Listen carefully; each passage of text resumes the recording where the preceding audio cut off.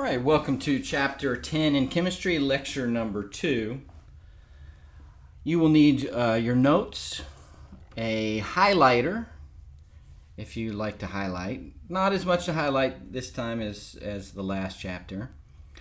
You will need a periodic table, certainly on your homework. You might not really need it for this lecture. And a calculator. We're going to use a calculator today. I won't be plugging things into the calculator. I'll just be telling you the answers, but you can work along with me if you would like. In your book, we are going to start. Our first problem is going to be 10.7 on page 336. All right, so pause the video so you can get everything ready to go. Page 336 in your book, periodic table, get your notes out. Okay, so from the notes, what we're going to talk about today is a unit of concentration called molarity. So you need to think of molarity as like percentage. If something is 90% concentrated, that's really concentrated. If it's only 1% concentrated, it's really diluted. Or density is another way to think about concentration. If something has a very high density, then you would say, hey, that's really concentrated. If it's very low, then not so much. Well, molarity is a way to think about concentration when it comes to solutions. So the formula for molarity that you'll need to memorize, so that's why I'm putting an asterisk. Molarity is a big M, and it's moles of solute, talk about that in a second, per liter of solution. Okay, it's solute, and this would be liter of solution. Okay, so going through those definitions, solute is the substance being dissolved. All right. The solvent is the substance in which the solute is dissolved. Now, I might have solution on your notes. If I've never corrected that, please mark out solution and write solvent. But it's the substance in which the solute is dissolved. Usually that is water. So when a compound dissolves in water, it splits into its constituent ions. So for example, if we dissolve hydrochloric acid in water, it splits into hydrogen and chlorine ions. All right, so that's about it when it comes to the vocab in terms of calculating molarity. So let's do some numerical examples. Let's look at 10.7. So it says, determine the concentration of acid or base for each of the following solutions. And we've got 3 different situations here. All right, so part A says we have 2.1 moles of HCl. So we're 10.7. This is page 336. Part A, we have 2.1 moles of HCl. 346 milliliters of solution. Well, we have to get milliliters to liters. They already gave us moles. All right, so you could probably do this in your head. This first time, since it's been a few weeks since you've done this, we'll go ahead and change milliliters to liters. So we have 346 milliliters of HCl. Put it over 1. We want to change that to liters of HCl. We want to eliminate milliliters of HCl. The 1 goes by the bigger one, which is liters, and there's 1,000 milliliters in a liter. But you might remember, hey, I just moved the decimal place to the left 3 spots. So that's 0.346 liters. So our molarity is going to be moles, which is 2.1, that's right from the problem, over 0.346 liters. And if you put that in your calculator, you get 6.07, and the unit is just a big M. that's pretty concentrated. All right. Anything over 1, think of as, pretty decently concentrated. All right, let's do B. I can probably fit B underneath here. And reading through that, if you'll follow along in the book, we have 6.78 grams of KOH dissolved in enough water to make 150 milliliters of solution. So we're going to have to change grams to moles here for potassium hydroxide. So I got 6.78 grams of KOH. Let's put that over 1. We want to go to moles of KOH. Get rid of grams of KOH. 1 goes by the mole. And if you use your periodic table, KOH, you can see we have 1 potassium at 39.1, oxygen is 16, hydrogen is 1. So that adds up to 56.1. So 6.78 divided by 56.1 would be 0.12 moles of KOH. Now that's not the answer, that's just the moles. We needed moles to get molarity. We're also going to have to change milliliters to liters. Now I'm not going to go through this process again because I want you to kind of be able to do this in your head. 150 milliliters of solution. How many liters is that? We're going to move that decimal place 3 spots to the left. So that's 0.15 liters. If you don't like doing that, just do this. You'll just divide 150 by 1,000. So our molarity then is moles per liter. So that's going to be 0.12 moles divided by 0.15 liters. And that's a little under 1.81. Molarity, the way you say this is molarity of 0.81.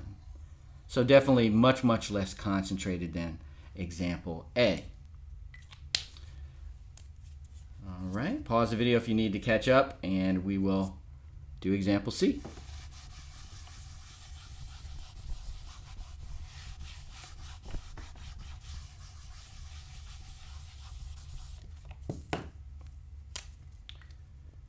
All right, example C. So reading through it, we're still on page 336.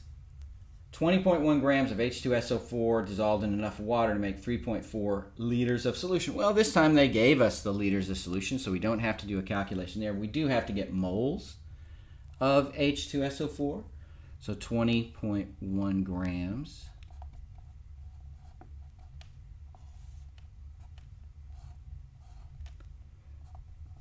Change that to moles. If you add up H2SO4 on your periodic table, you will get 98.1 grams.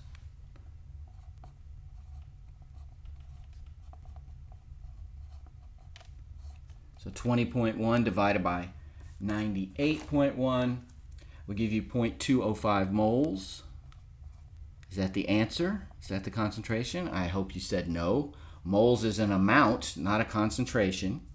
All right, so our molarity is going to be moles per liter, 0.205 moles, which you've just calculated. And the problem said that it was 3.4 liters. We didn't even have to change anything there. Okay, so that is 0.06, which is very diluted.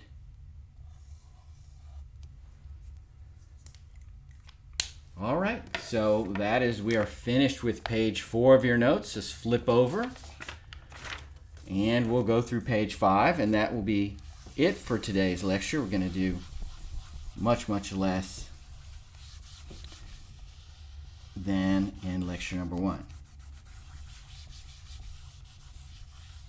All right, so our next quantity that we've got to calculate is we're going to use the dilution equation. All right, the dilution equation. So dilution is adding water to decrease concentration. So it's M1 times V1 equals M2 times V2. Big M is molarity, V is volume. All right, and that is an equation you'll have to memorize. So you've got M1 V1 equals M2 V2. Now, in using this equation, what you're going to do is take a concentrated solution and dilute it down to a desired level. We do this in the lab all the time. I buy hydrochloric acid that is 10 molar, very concentrated. It's cheaper to buy it that way, and then I dilute it down to get something that we would use in the lab. So let's call the left side of this our stock, meaning that that's what we get out of the lab closet. That's our concentrated. And this is our desired level of concentration. All right, so you're diluting down the stock solution with water to get your desired solution. All right, so you don't have to, this volume doesn't have to be in liters. It can be in milliliters as long as both sides are the same. Doesn't matter. So let's do 10.8.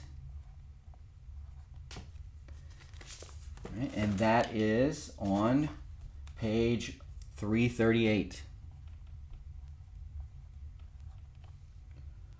All right, it says, reading through this, a chemist needs to make 750 milliliters of a 3.5 molar solution of sulfuric acid.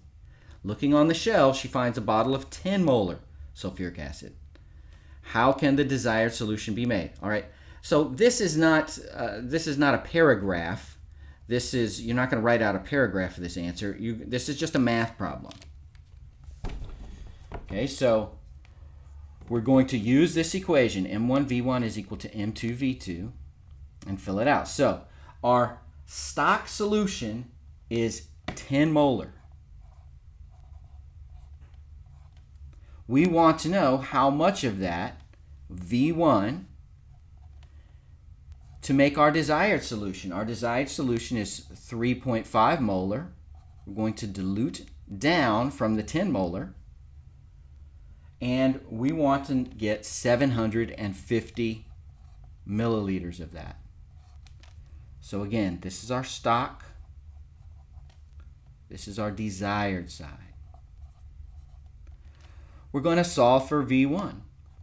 Well, the algebra is you're going to divide both sides by 10. Just bring that 10 underneath.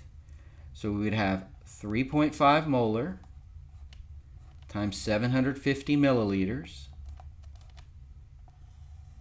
divided by 10 molar. Okay, bring that 10 underneath to solve for V1. Put that in your calculator, and you're going to get 262.5 milliliters. Now, what's it milliliters of? Of stock HCl. Oh, excuse me, H2SO4. Okay, that's the 10 molar stuff. Okay, we want a total of 750 milliliters. So how much water do we need? So this is basically a recipe. All right, we know that we need 262.5 milliliters of 10 molar H2SO4, the hard stuff, the concentrated stuff from the shelves. All right, so how much water do we need? Well, we take the total amount, which is 750, and we subtract out the stock amount, 262.5. So this is, that 750 is our total from the problem, right there. And then the 262.5 comes from your dilution equation. All right, when you put that in your calculator, you will get 487.5 milliliters of water. So this is how you would make, how would you make 3.5 molars solution of that 750 milliliters of sulfuric acid? If all you had is a 10 molar stock solution, you would do it like this. You would take 487.5 milliliters of water. I don't need to put water there because I put it out front. And then for the sulfuric acid, which is H2SO4, you're going to need 262. That's your recipe. That's your answer. This is your recipe or solution, however you want to think about it. It should add up to 750 milliliters. So on the homework, give me this type of thing. Don't write out a paragraph because the question isn't written very well. It would just say, how does she do this? Well, this is how she does it. She takes 487.5 milliliters of water, measures it out, and then adds 262.5 milliliters of our heavy stock solution to get our desired solution, 3.5 milliliters, 3.5 molar of 750 milliliters. All right, pause the video if you're still writing, and then we will go on to the last problem of the day.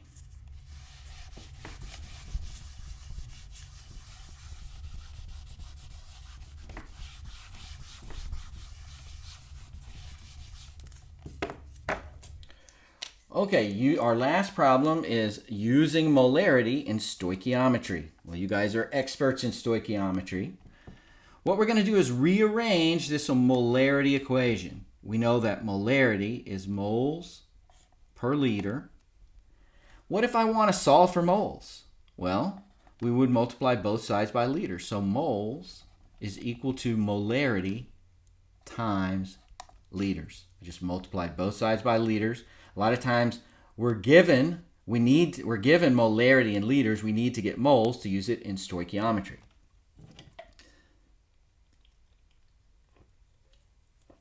Let's remind ourselves of the stoichiometry equation.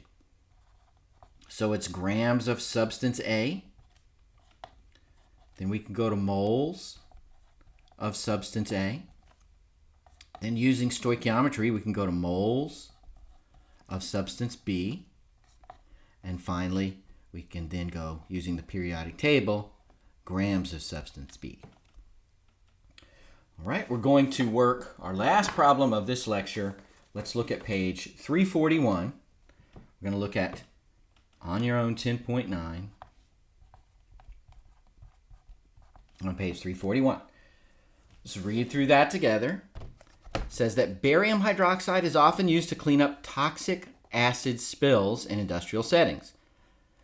If a 10-liter container of 12 molar nitric acid is broken, the acid spills all over the floor, how many grams of barium hydroxide will be needed to clean up the spill? Okay, so you've spilt a big bottle of 10-liter nitric acid.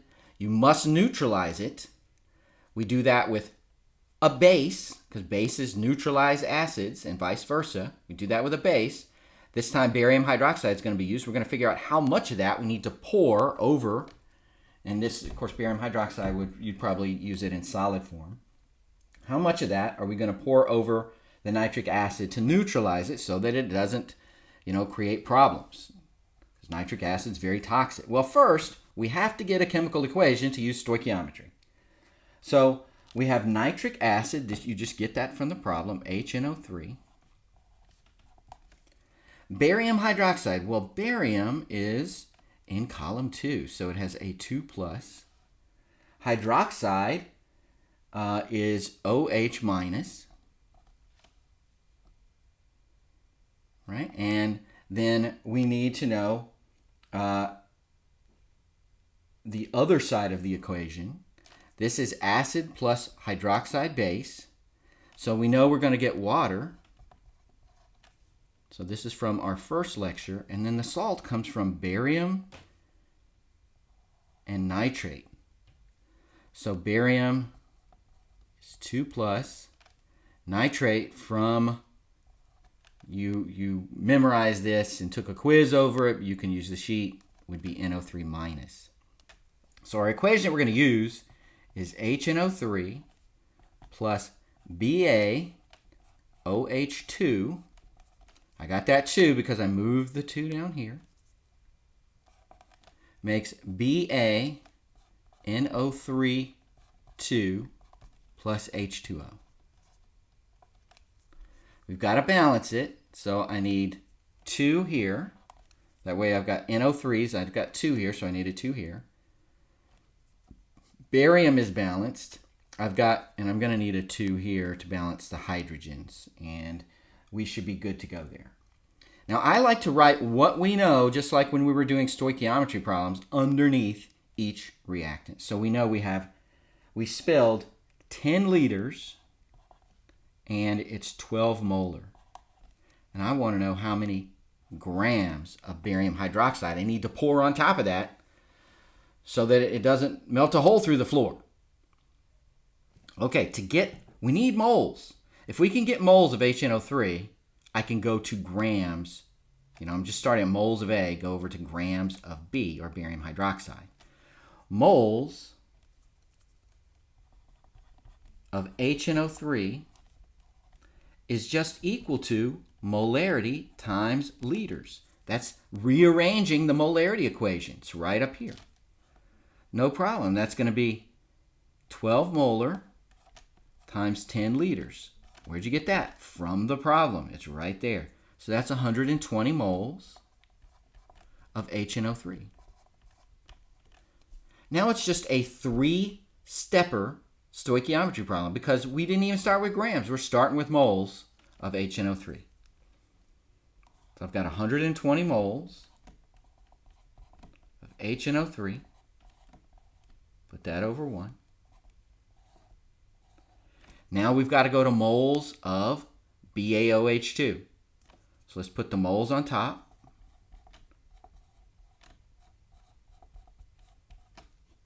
Getting rid of moles of HNO3. Where do I get those numbers? From the balanced equation. What's in front of BaOH2? It's a 1. What's in front of HNO3? It is a 2. Now we're almost done. Where do I get grams of BaOH2? Remember, the 1 always goes by the mole. Well, I get grams from the periodic table. All right, so I've got to add up barium, 137.3, plus 2 oxygens, that's 32, plus 2 hydrogens, that's 2. When you add them up, you will get 171.3. That's just from the periodic table. So in your calculator, 120, divide that by 2, times 171.3, you'll get 10,278 grams of barium hydroxide.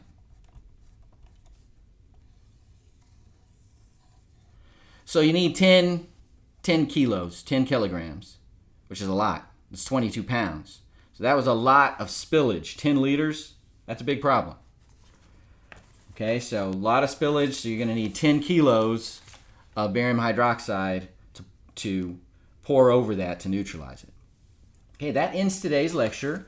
The homework that goes with today's lecture, review questions, page 351, 5 through 9, and then practice problems, page 352, 5 through 8. Okay, I want to talk to you about practice problems using the dilution equation. So please don't stop the video yet.